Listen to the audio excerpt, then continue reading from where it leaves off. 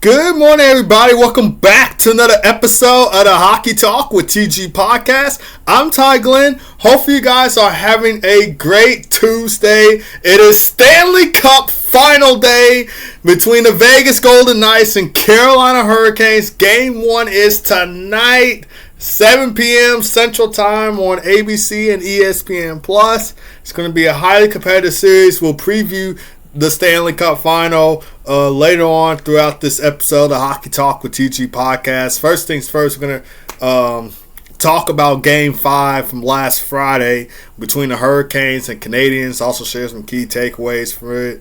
And then we'll preview the Stanley Cup Final, give out my prediction at the end, and explain why I picked this team to win the Stanley Cup. And some of you probably already know my prediction because I posted it on my Instagram stories and probably some of my social pages, so you already know what I'm about to say. To the rest of you guys, you will hear my prediction later on in this episode of Hockey Talk TG Podcast. I am currently wearing my Roman Reigns Bloodline t-shirt. Of course, he just had a match at Clash in Italy against his cousin Jacob Fatu.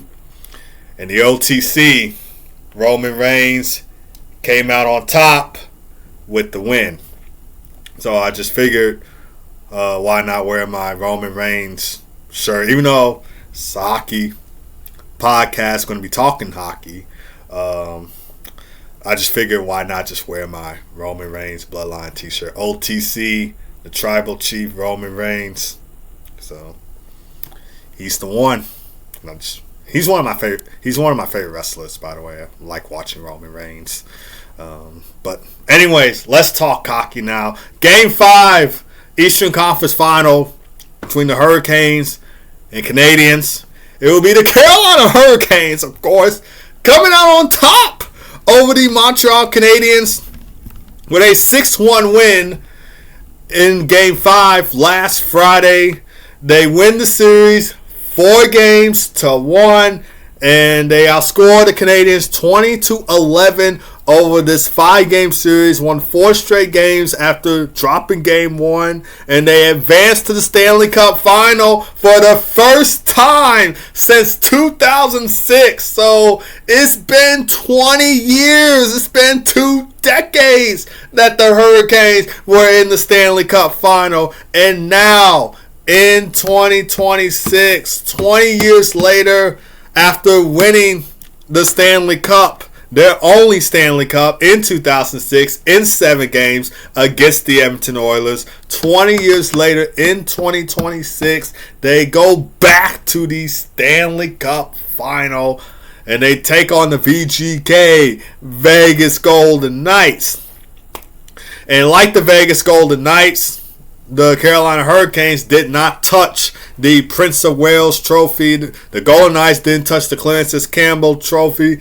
The Hurricanes didn't touch the Prince of Wales trophy. Obviously, those who are new to hockey, if you don't know what those 2 trophies are for, what they mean, the Clarence Campbell trophy goes out to the winner of the Eastern Conference playoff team. So not Eastern Conference, Western Conference, excuse me. The Clarence Campbell trophy goes out to the winner of the Western Conference playoff team, and the Prince of Wales trophy goes out to the winner of the Eastern Conference. So Clarence Campbell trophy is Western Conference playoff winners, and then the Prince of Wales trophy is Eastern Conference playoff winners. So yeah, both teams refuse to touch the trophies, and you kind of have seen over the past few years, especially those who are new to hockey, where teams would touch the trophy, teams would not touch the trophy. I think it's some kind of superstition or a conspiracy theory that maybe if you touch the trophy, it'll give you good luck in the finals. Or maybe if you don't touch the trophy, it'll give you good luck. So it's probably good luck or bad luck. So it's some kind of conspiracy theory or superstition for teams, whether they choose to touch the trophy or choose not to touch it. And both teams did not touch the trophy. It's been a long time coming for the Carolina Hurricanes this one. They finally get over their Eastern Conference Finals woes, and they move on to the Stanley Cup Final. They had previously been swept in the Eastern Conference Finals in 2019 in 2023, 2019 to the Boston Bruins, 2023 to the Florida Panthers, and then they lost to the Panthers in 5 games in the 2025 Eastern Conference Final.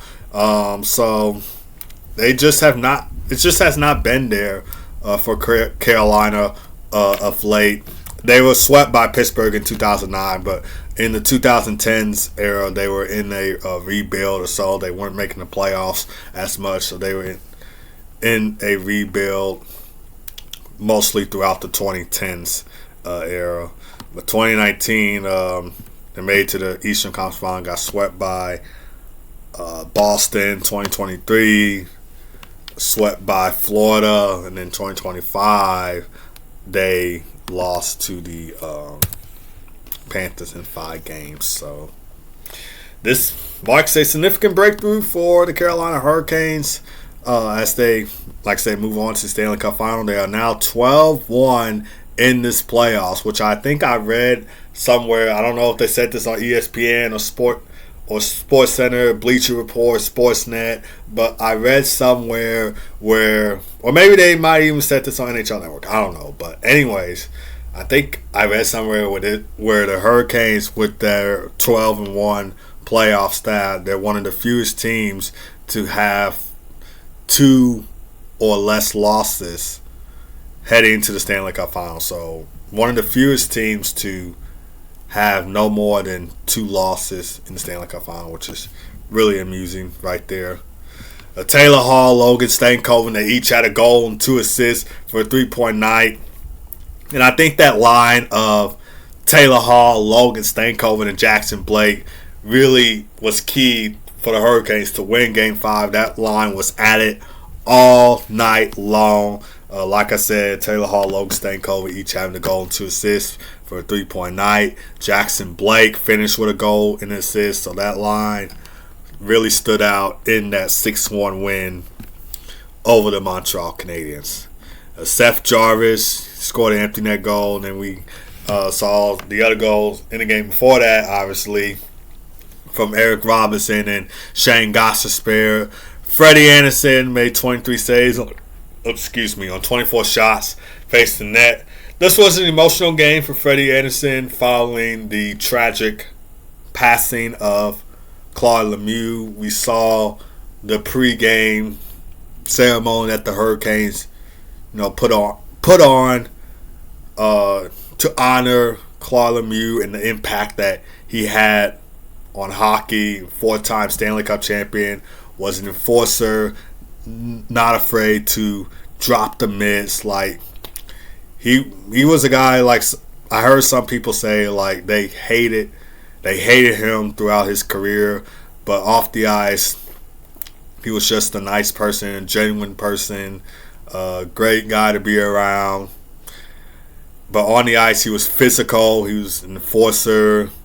Probably one of the most hated players of that 1990s era for the NHL. Like, he was just a goon. Like, if you think of someone today that would compare to someone like Claude Lemieux, it would probably be someone like Matthew Tkachuk or Brad Marchand, Brady Tkachuk, or someone like that. Like, Claude Lemieux was just an enforcer. He was an all-out go-getter on the ice. And people that are way older than me can probably say a lot more than I can, since Claude Lemieux was before my time. So they probably have more to say about Claude Lemieux than I can. But yeah, just an exceptional hockey player. Great hockey player to watch, whether you loved him, whether you hated him. He was just a great player to watch on the ice. 4-time Stanley Cup champion, won 2 Stanley Cups with the Devils, 1995, 2000, won 1 with the Colorado Avalanche in 1996, and then won 1 with the Montreal Canadiens in 1986. And the reason why this was an emotional game, particularly for Freddie Anderson, who had a lot to say following the passing of Claude Lemieux, was because Claude Lemieux was his agent, and he was a big factor for him for his hockey career. Like, he helped him a lot, got to know him a lot, even spend time with his family. So it was very emotional for the hockey world coming into that Game 5 of the Eastern Conference Finals. And the saddest part about this is, and I said this in the last episode of the Hockey Talk with TG podcast, you guys probably already know this, is that he was at Game 3 of the Eastern Conference Final between the Hurricanes and Canadiens. Like, he was carrying the torch in Game 3, and just a few days later, we hear about his passing, and it was tough. It's tough. Like, no words can explain. Like, it's just been tough. So Freddie wanted to win this for Claude Lemieux. Like, he got the job done. He got the job done in the crease. But still, like, it was just emotional for all hockey fans, just going into that Game 5. And a great tribute from the Hurricanes that they put on to honor Claude Lemieux. Like, my thoughts are still with the Lemieux family. So hope that they can get through this. We are with them throughout this tragic time. Still going to be very emotional throughout this time. But yeah, it's just been tough. But Freddie Anderson moves on to Stanley Cup Final with the Hurricanes, looking to win his first Stanley Cup. But we'll see what happens. For the Montreal Canadiens, Cole Caulfield scored the lone goal for the Habs. 6th goal of the playoffs. It was a power play goal in the third period, beating Freddie Anderson 5-hole, spoiling the shutout for him. But there was not that much that Montreal could do afterwards. So the goal didn't really matter. Jacob Dobes made 24 saves on 29 shots facing the net. And Montreal's underdog playoff run has come to an end. Really surprised about how far Montreal has come, and I think the reason why that Montreal was able to make it this far was because of the performance that we saw from Jacob Dobes in his playoffs. Like, he is the underdog here. Like, he is the I can't think of the term for it. Like, he is the I can't think of the term. He is the what is the term? Unsung hero. Yeah, that's it. Unsung hero he is. It took me a while to think of the term, but he is the unsung hero for this Montreal Canadiens team. Like his stats in the playoffs has been phenomenal for Montreal. He carried this team to the Eastern Conference Final. I was shocked that Montreal was even to make it this far. Like, I thought in the first round, Tampa had them in 7 games. They were going to beat Montreal in the first round. But with Jacob Dobes' playoff performance in that first round, and even against Buffalo, 2 great teams, phenomenal teams, and Montreal was able to come away with both victories in those Game 7s. And Alex Newhook, I thought, was another clutch player for Montreal because he scored both of those Game 7 winners against Tampa and then against Buffalo in overtime. So he will be another person I thought stood out for Montreal throughout this playoffs. And then we saw the contributions from Cole Caulfield, Nick Suzuki, Uri Slafkovsky. So the future is bright for Montreal. So this one will hurt. I know a lot of people, especially if you're a Canadiens fan, wanted to see Montreal in the Stanley Cup Final.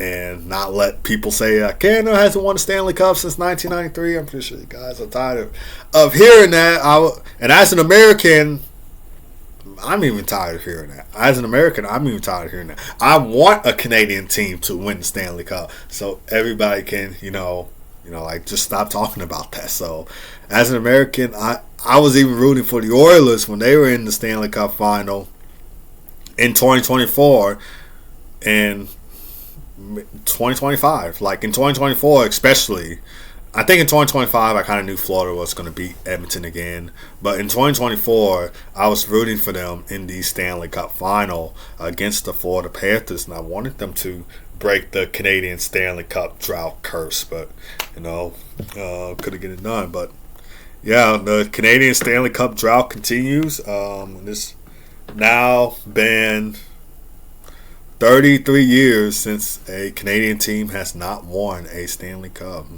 Last team to do it was the Montreal Canadiens. Got it done in 1993 against the LA Kings.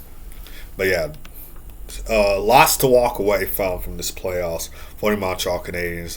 Canadiens fans, I would just say keep your head high. The future is bright. I think in the next few years or so, or maybe even next year, Montreal will be back in the playoffs, and they'll probably a few years later, they'll be in the Stanley Cup Final. Probably won't make the Stanley Cup Final next year, though. I'm not saying that they will next year. They probably might make the playoffs next year, but somewhere down the road, could even see them in the Stanley Cup Final. This future is very bright for Montreal. I think they were, well, maybe besides Buffalo, they were one of the youngest teams, and Anaheim. Buffalo, Anaheim, and Montreal were like the youngest teams so far in this playoffs. And with Buffalo, Anaheim, Montreal, Chicago, San Jose, they're one of the top 5 youngest teams in the league. So, yeah. And it was very fitting for Cole Caulfield to score that final goal, the Canadiens postseason, or regular season in general. Well, it was in the postseason, but just overall the season. He was a 50-goal scorer throughout the 2025-26 regular season, and then he caps off the Canadian season with scoring a goal. Then gets shut out in Game 5. We usually will see a smile on Cole Caulfield's face whenever he scores a goal, but not this time, as Canadians fall short to the Carolina Hurricanes 6-1. But let's share some key takeaways from Game 5 of the Eastern Conference Final between the Canes and the Habs. So, takeaway number 1, we got to talk about that first period domination. Another dominant first period on display for the Carolina Hurricanes against the Montreal Canadiens, just like we saw in Game 4. We see it again in Game 5. This game was over with before it began. Like, one of my friends I play hockey with, talk hockey with, Richard, he told me when Carolina scored that first goal, and I think Taylor Hall got the first goal of the game in Game 5, but he told me when Carolina had scored, that game was already over with. And I couldn't agree more, because Montreal needed to, let this game go by in the first 10 minutes without giving up a goal. At least the first 10 minutes, especially since they were playing elimination. And the pressure was all on them. It was more pressure on the Canadiens than it was on the Hurricanes in this one. Canadiens, because they were down 3-1, they needed to have a miracle to come back and win this series, which, as I said in last episodes of the Hockey Talk TG podcast, I highly doubt that they were going to win Game 5 based on the way that Carolina's been playing against them in the past few in the games before that. So even I knew that once that goal went in, it was game over. No chance in coming back. I did not think they were going to come back from this. I didn't even think they were going to tie up the game after that first goal went in. It was just over before it even began. And if you take a look at some key first period stats from Natural Stat Trick, you guys know how much I love Natural Stat Trick. But if you take a look at some first period stats from there, Carolina had 23-10 shot attempts. They nearly had 70% puck possession. They outshot Montreal in that first period 15-4. They have 15-6 scoring chances, which is about 71% of the scoring chances in that opening frame. And they had twice the amount of the high danger scoring chances with 6-3. So 67% of those high danger scoring chances coming in that first period for Carolina. And then 77.5 of the expected goals in that first period frame. So those numbers aren't close. Those are just numbers that dictate. Those are numbers from a team that is dictating every aspect of this game. Like, Hurricanes got goals from Taylor Hall, Logan Stankoven, Eric Robinson in that first period. And that second line, Taylor Hall, Logan Stankoven, Eric Robinson, it was just cooking throughout this game. Like, that was, as I said earlier before when I was recapping Canes Habs Game 5, that line was key throughout this game. It generated a lot of offensive pressure in that game. For Montreal, though, the Canadiens controlled 75.9% of the shot attempts in the third period. They owned over 54% of expected goals during the final 40 minutes combined. So this will count the second and third period for them, but not really that much offense, rather, from Montreal. So Hurricanes, they were just on their A game tonight. They were on their A game. Their ability to, seize control immediately was the difference from them. What's the difference between this being a competitive elimination game where some people, not all people, because I think the majority of people didn't think the Habs were going to win Game 5, but maybe a little percent of those people thought that this was going to be a competitive game and, Canadiens will win Game 5. But, their ability, the Hurricanes' ability to seize control immediately was the difference from this being a competitive elimination game and then a comfortable series clinching victory game. Takeaway number 2. Carolina's depth won them the series. Their depth was very, very, very, very, very, very overwhelming to a young Montreal Canadiens team. And again, that Taylor Hall, Logan Stankoven, and Jackson Blake line was dominant in Game 5. 8 points apiece. Taylor Hall, Logan Stankoven had a goal and 2 assists for a 3-point night, and then Jackson Blake had that goal and assist for a 2-point night. Their offense and defense has been phenomenal, not only throughout this series, but throughout the Stanley Cup playoffs in general. Their depth has been one of the defining characteristics of their playoff run. Obviously, Montreal's young core showed a little bit of promise, especially in that Game 1 6-2 victory, and overall throughout the postseason. But Carolina's depth was up to the task.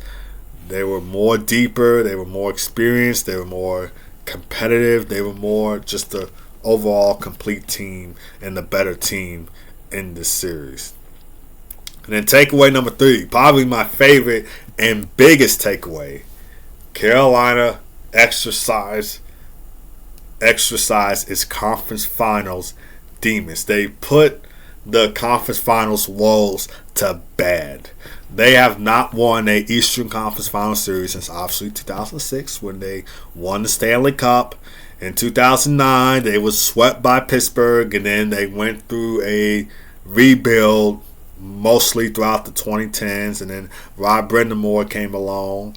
I think in, I want to say 2017, 2018 is when he came along. I'm not completely sure. I could look it up right now because I'm not completely sure when he joined the Hurricanes coaching staff. When was Rod Brindamore coach of the Hurricanes? That would be a good, interesting thing to look up. So he was hired as head coach of the Carolina Hurricanes on May 8th of 2018. But prior to his time as head coach, he also served as an assistant and developmental coach for the team from 2011 to 2018. And mostly throughout that time, the Hurricanes did not make the playoffs and they were in a rebuild.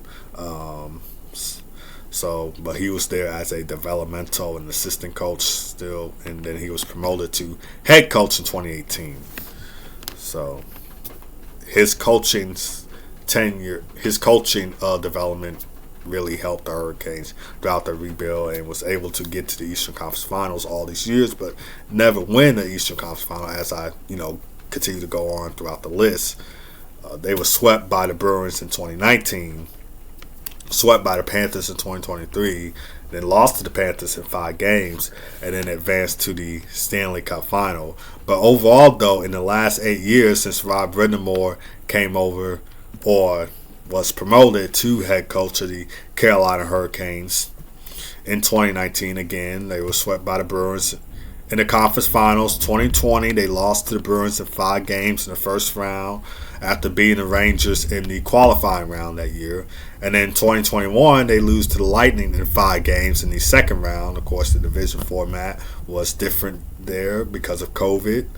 2022, they lost to the Rangers in 7 games in the second round. 2023, they got swept by the Panthers in the conference finals.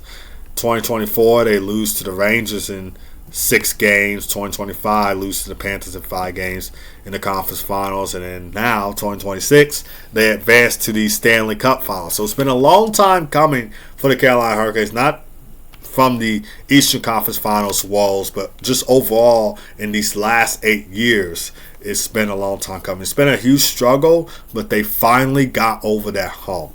And that's very impressive about. And I kind of knew that they were. I said that in my playoff predictions video, and I think even in my bold predictions or awards video I did on TG Hockey Channel, that this year, 2026, was going to be the year that the Hurricanes get over the hump. They move past the Eastern Conference Final, and they will move on to the Stanley Cup Final. And my prediction has finally come true, and very well deserved for the Carolina Hurricanes.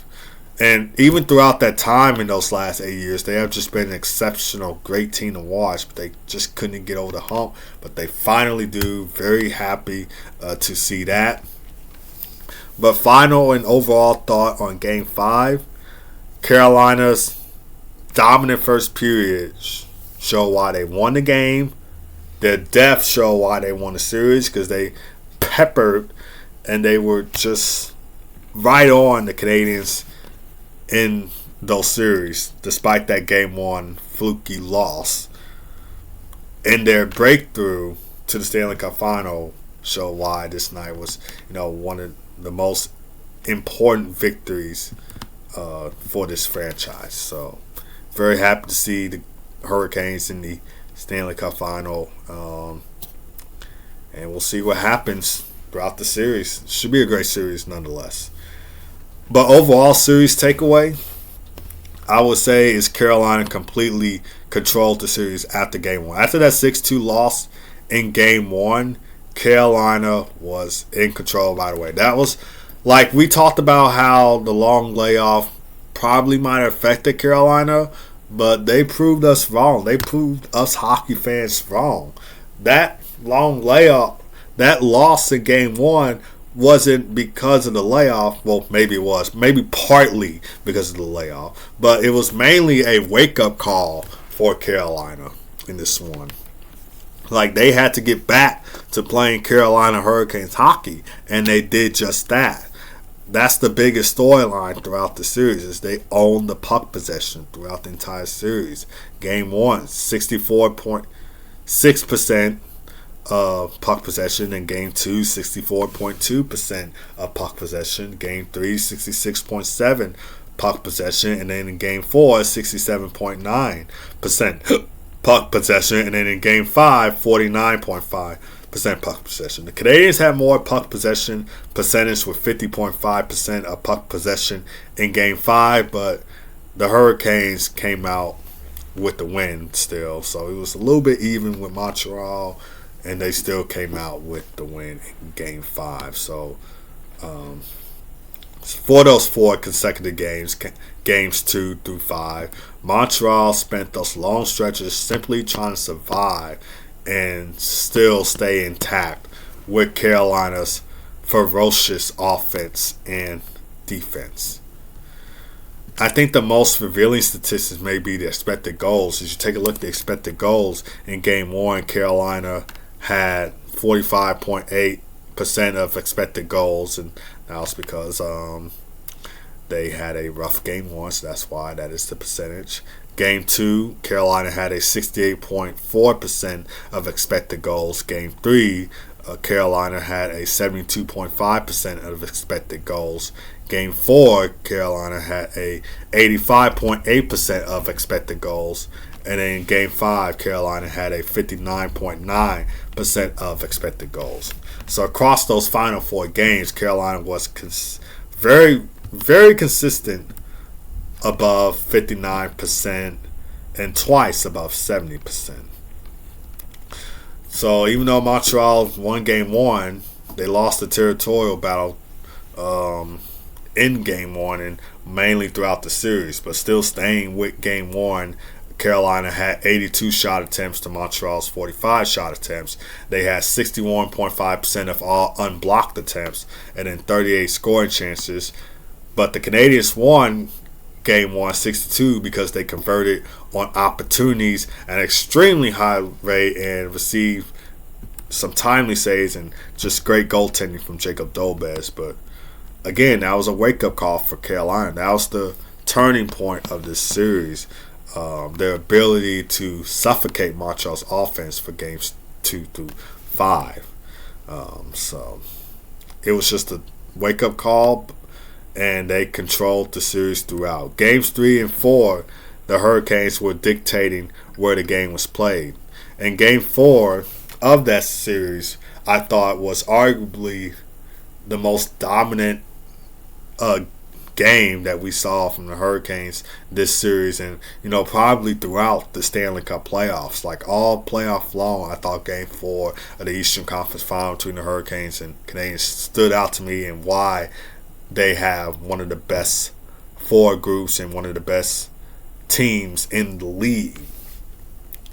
In Game 4, Carolina had 95 to 45 shot attempts. They outshot Montreal 44 to 18 in the game, 20 to 3 in that third period alone. We also heard a chant from Canadiens fans telling them to shoot the puck, but they never really had the puck, as I said in last episode of the Hockey Talk TG podcast. 43 to 10 scoring chances in that one for Carolina, 81%.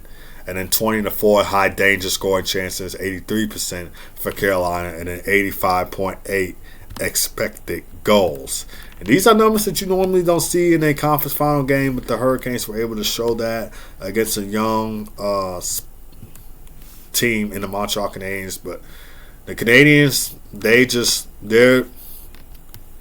weren't ready for this series. They weren't ready for Game 5, and overall, despite that Game 1 win, they just weren't ready against the Carolina Hurricanes. They just were not ready. Like, they were splattered. They were bruised. They were outplayed and outshot, and they were just dominated by the Carolina Hurricanes in this one. Like, they did not come to play this series. They looked splattered. They looked bleak in this series.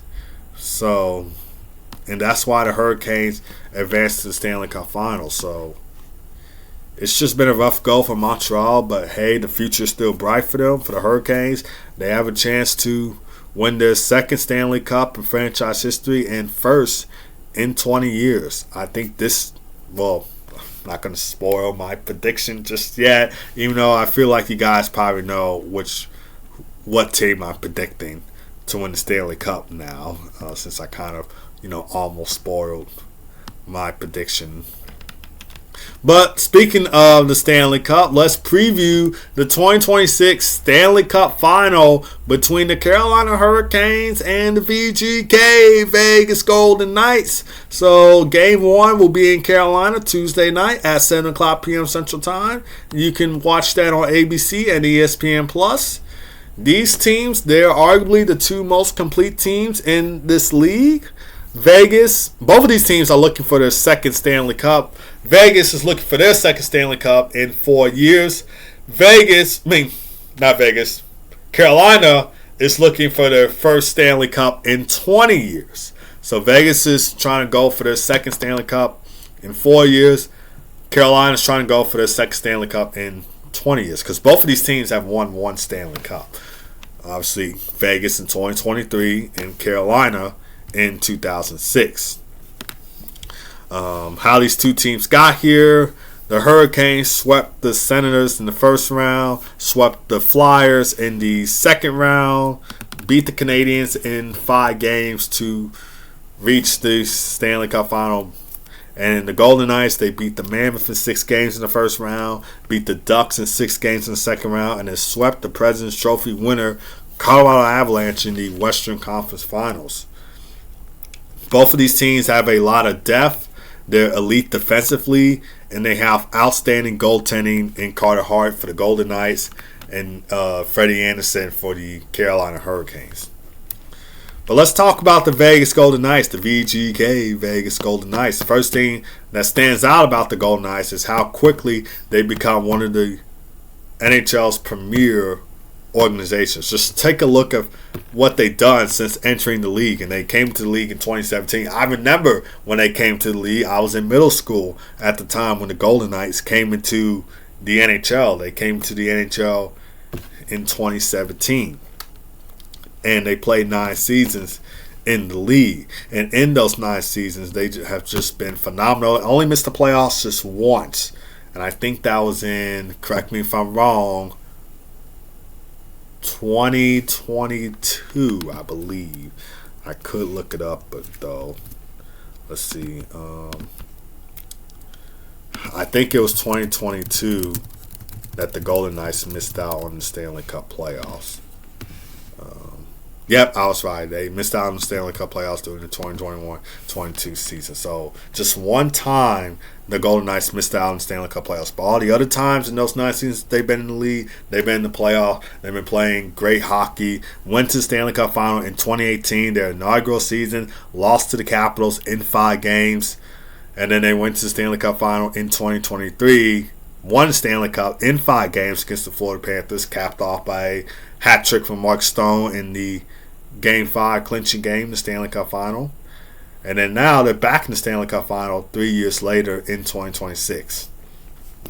So that is very unreal for Vegas. And I know a lot of people hate Vegas, but you can't hate the fact of what they've done since entering the league. Like, they have just been spot on since entering the league in 2017. Let's talk about some players to watch and some key players that are doing very well for the Golden Knights so far throughout this postseason. Starting off with Jack Eichel. He's just been the centerpiece for the Golden Knights' offensive depth this postseason. He has 18 points in 16 games, 2 goals, 16 assists for 18 points in 16 games in the playoffs. He's been one of the most dangerous players in this postseason, and he enters the final playing some of his best hockey in his NHL career. Golden Knights overall have a great depth group. Talk about Mitch Marner. He's playing unreal in the playoffs. He leads the team. He leads not only the team, but also the league in points this postseason with 21 points in 16 games this postseason. 4 goals, 17 assists for 21 points in those 16 games in the playoffs. Pavel Dorofeev, or should we say Pavel Scorfiev? Pavel Scorfiev, nice ring to it, by the way. He is a goal-scoring machine for Vegas. He has 10 goals this postseason. He's tied with Brett Howden, who also has 10 goals for most on the team. And then Mark Stone continues to provide that leadership and playoff experience because he's been with Vegas in the playoffs, I believe, in 2019. And I think the 2018-19 season was his first season with Vegas. And he's just been an great NHL veteran to watch. I think he made the playoffs one time or maybe even twice with Ottawa before coming over to Vegas. So he does have some playoff experience under his belt. And speaking of that, I feel like that's another strength for Vegas. It's the experience that they have on their team. Many players on this team know what it takes to win the Stanley Cup, know what it takes to lose in the Stanley Cup Final or even in the Stanley Cup playoffs. They played in elimination games before. They played under pressure before. They had higher stakes against them, so they know what it's like. And then I think another thing that can very well play out throughout the series is the special teams between Vegas and Carolina. Vegas has a great power play. Carolina has a great penalty kill, so I think that can be the deciding factor of the series. And I think the psychological factor is this: Vegas has swept their regular season series against Carolina. But as I said many times on the Hockey Talk TG podcast, on and off air, this is a different time of the year.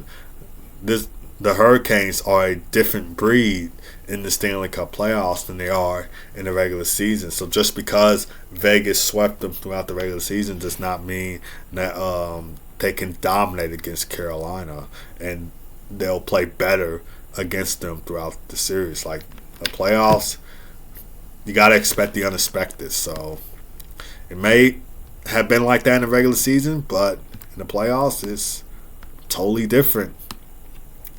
But overall, Vegas enters the final with elite talent, playoff experience, a lot of offensive firepower, and confidence that they can prove that they can win the Stanley Cup this year. But let's go over to the Carolina Hurricanes. Because even though Vegas has the playoff experience, they have the championship pedigree. Some of those, or even most of those players on that team has won a Stanley Cup than the players on the Hurricanes right now. No team has played better this postseason than the Carolina Hurricanes. They enter the Stanley Cup Final with a remarkable 12-1 playoff record, which is one of the most dominant postseason runs that we've seen in years. They can control the puck possession. They can control the scoring chances. They can force opponents to defend for long stretches. Carolina leads this playoffs in possession metrics. Their Corsi percentage is nearly 60%. The expected goals shared is over 60%. And they outscored opponents 42-21 during this run to the Stanley Cup Final. And what makes it even more meaningful is the history behind it. From seasons before, the Hurricanes were one of the best regular season teams in the league, but every spring the same questions follow. Can they bring enough goal scoring? Can they be an offensive threat? Can they get over their conference final humps? Can they take the next step for them as a playoff contender and as a team overall? And after losing Game 1 to Montreal in the Eastern Conference Final, Carolina responded by winning the next 4 games. And one of the biggest reasons why they are having a lot of success is Freddie Andersen. Freddie Andersen has been outstanding throughout the Stanley Cup playoffs. He's been phenomenal in the crease. And when Carolina makes those little mistakes, I say little mistakes, is because Carolina's offense is so good that they barely even make mistakes. But when they do make those little mistakes, Freddie Andersen has always been there to erase them, keep the puck out of the net. His calm presence has provided tremendous stability for the Hurricanes. And defensively, Carolina may be the strongest team that Vegas has faced all postseason long. They don't give their opponents much space. They play a higher aggressive transition game. Their forecheck is relentless. The defensive structure is outstanding. They consistently limit high danger scoring chances. And when teams face Carolina, they often find themselves spending more time in their defensive zone than they do against any other opponent. So Carolina is a tough team to play against. And I think they might even have the deepest forward group, not just in the finals against Vegas, but throughout the Stanley Cup playoffs all along. They have a great forward group. You should take a look at that first line. It's got Andrei Svechnikov, Sebastian Aho, Seth Jarvis. Second line, Taylor Hall, Logan Stankoven, Jackson Blake. Third line, Nikolai Ehlers, pick up from last offseason from free agency. Yeah, third line, Nikolai Ehlers, Jordan Staal, Jordan Martinook. And then fourth line, we got former Vegas Golden Knights forward William Carrier, Mark Jankowski, and Eric Robson. That is a great offensive forward group. That is a deep forward group right there. And that second line has really stood out for me throughout this postseason so far. 43 points in total for that second line. throughout this postseason. Of course, Taylor Hall, 16 points, 5 goals, 11 assists. Jackson Blake with 15 points, 5 goals, 10 assists. And then Logan Stankoven, 12 points, 9 goals, 3 assists. And Seth Jarvis has become one of the league's rising stars.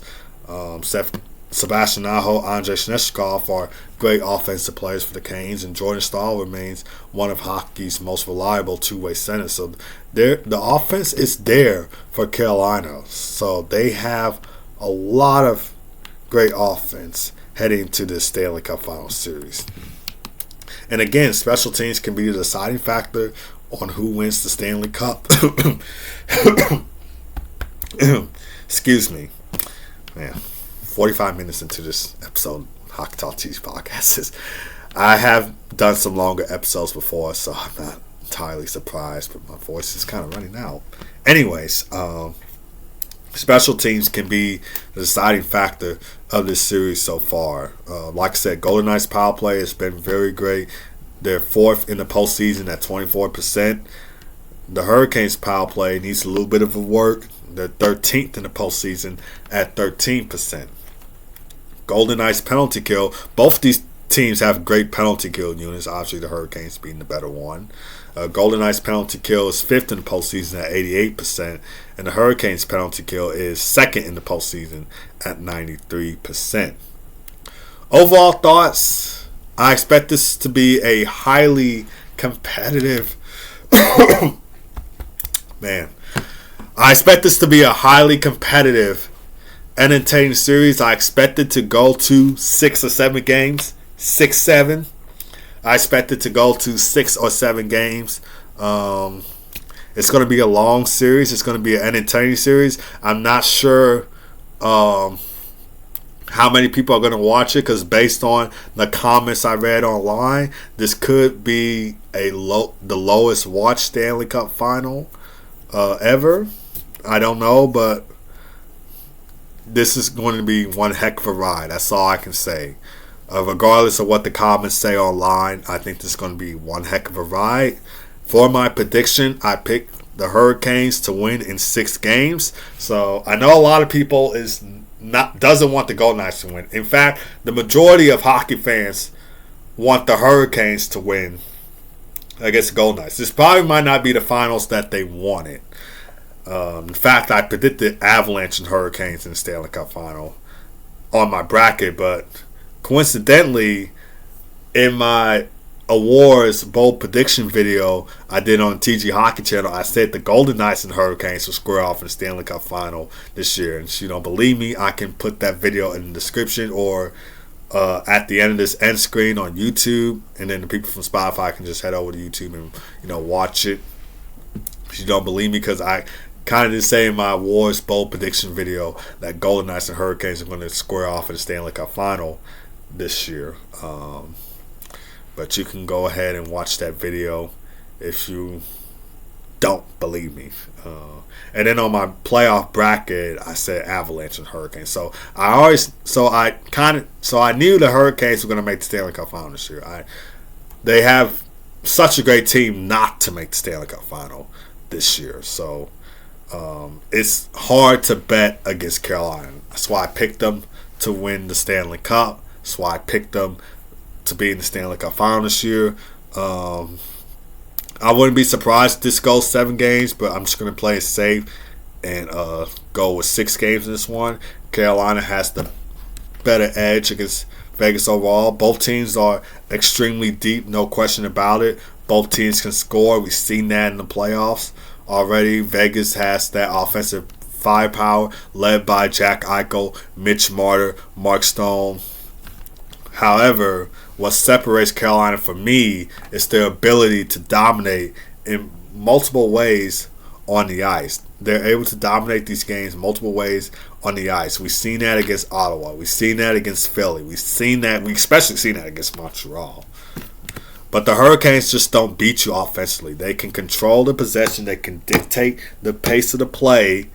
And they can wear teams down over the course of a game and over the course of a series. Their forecheck, they play a high aggressive transition game. Their forechecking is top notch. They are relentless. They're defensive structure, I think they're better defensively than Vegas, which is another reason why I picked them over Vegas. They can wear you down in your own zone. And what impressed me most during this playoff run is how often they control the underlying numbers. They're not simply just winning games. They're driving the play. They're controlling the scoring chances. They're getting those rebounds at the net. They're limiting quality opportunities against them.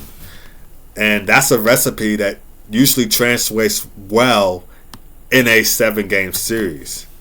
Vegas is very capable of competing against Carolina. We've seen that in regular season. But again, playoffs are a different breed. I still think they can compete against Carolina.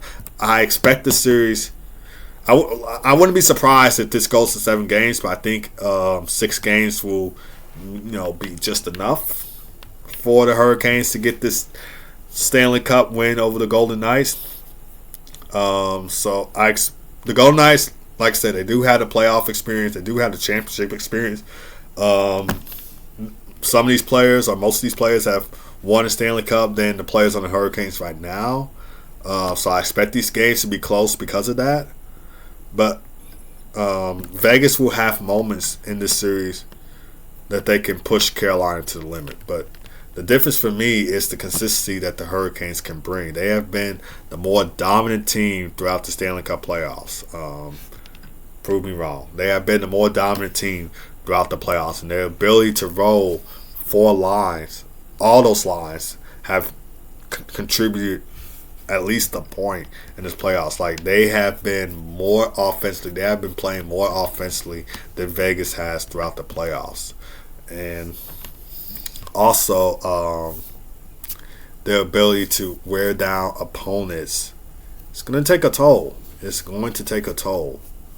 And I think just the level of maturity that this group has been just phenomenal to watch. It's been very exceptional. Vegas, no doubt in mind, will make this series competitive, but the Hurricanes got this one in the bag. They're going to control this game a lot more than Vegas will. So that's why I have the Hurricanes winning in 6 games. But that's going to do it for this episode of the Hockey Talk with TG Podcast. Thank you guys for tuning in as always. Really do appreciate it. Don't forget to hit that like, subscribe button on YouTube. And make sure to follow the Hockey Talk with TG Podcast on Spotify, Apple Podcasts, and iHeartRadio. Both of you guys have a great rest of your day. Keep God first as always. Be blessed. Enjoy Game 1 of the Stanley Cup Final. It should be a good one. Hurricanes could most likely come out with the win. They have home ice advantage in this one. And home ice advantage will play a big factor to kick off this series. But enjoy the game. Have fun with family and friends watching the game. I'll see you guys back here next time for another episode of the Hockey Talk with TG Podcast. Take care.